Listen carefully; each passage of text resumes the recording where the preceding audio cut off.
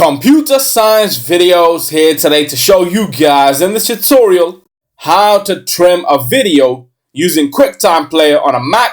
Without further ado, let us start the video. So in this tutorial, you need to have access to a MacBook Pro computer and a video you are trying to trim.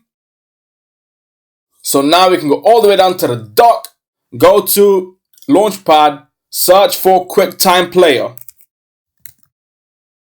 Click on the application, go to File, Open File, Desktop, Video, Open.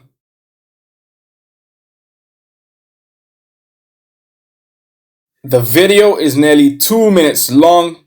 To trim the video now, go to the toolbar, File, Edit, Trim, or Command T, and now we can trim the video to the length we require.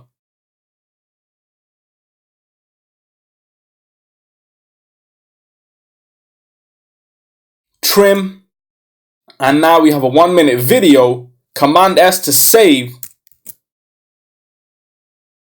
Export as new video. Save to the desktop. Save, and now the video has been exported. Quit QuickTime Player, open the video up, 1 minute video. That's it for this video. I'll see you guys in my next tutorial. Thanks for now.